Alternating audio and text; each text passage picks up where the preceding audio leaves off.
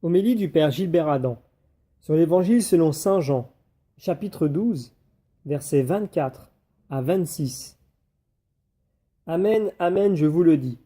Si le grain de blé tombé en terre ne meurt pas, il reste seul, mais s'il meurt, il porte beaucoup de fruits.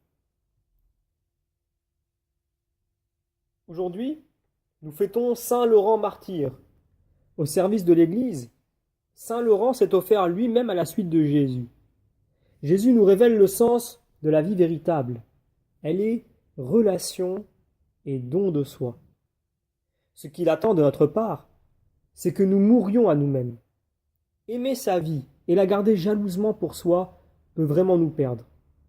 Comme une graine, notre cœur est invité à faire mourir en lui tout égoïsme en brisant ses enveloppes d'individualisme, d'autosatisfaction. La vraie nature de notre humanité ne se déploie qu'en s'ouvrant à l'autre, en se donnant. Si le grain de blé tombé en terre ne meurt pas. Le processus de la germination du grain de blé, de la croissance des jeunes plantes nous éclaire. Le grain traverse une période noire, sans lumière. Il n'est plus lui-même. Mais pendant cette période, il reçoit une autre nourriture qui l'aide à se transformer pour entrer dans la phase de croissance, de la floraison. Quelques jours avant sa mort, Jésus avait annoncé à ses disciples son départ, en utilisant l'image du grain de blé tombé en terre. La parole de Dieu nous redit, avec l'image du grain de blé, combien le don de notre vie portera du fruit dans la patience. Saint Laurent était au service des pauvres. Il les a situés comme la richesse de l'Église. Nous continuons la lecture de l'Évangile. Qui aime sa vie la perd, qui s'en détache en ce monde la gardera pour la vie éternelle.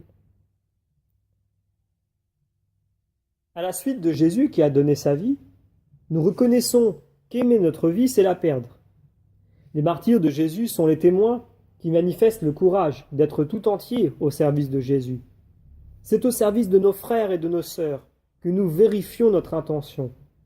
Jésus nous attire à sa suite par son exemple et par sa parole vivante.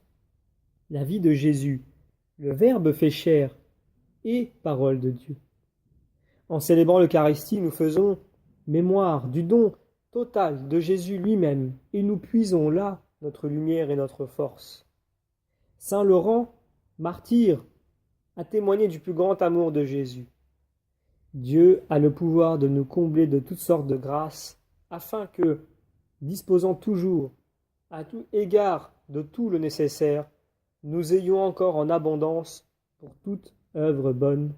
Ainsi qu'il est écrit, il a répandu ses bienfaits, il a donné aux pauvres, sa justice demeure pour toujours. Nous terminons la lecture de l'Évangile. Si quelqu'un veut me servir, qu'il me suive. Et là où moi je suis, là aussi sera mon serviteur.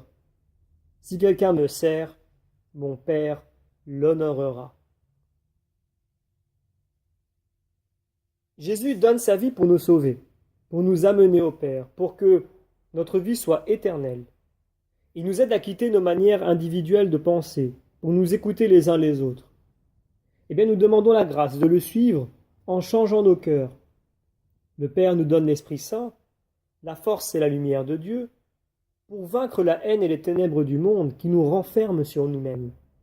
Il nous donne tout ce qui est nécessaire pour que notre vie soit, comme celle de Jésus, une surabondance. Celui qui fournit de la semence au semeur et du pain pour la nourriture vous fournira la semence, la multipliera et fera croître le produit de votre justice. Jésus nous aide à accepter notre enfouissement en vue du bonheur des autres. Jésus nous donne la grâce de le suivre dans le quotidien. Il change nos cœurs et nous aide à devenir les sarments de la vigne dont il est le cep. Que nous soyons ces sarments qui portent beaucoup de fruits d'amour, afin de glorifier notre Père qui est aux cieux. Nous demandons la grâce d'être fidèles à la parole de Jésus pour que notre vie soit un témoignage de ce trop grand amour.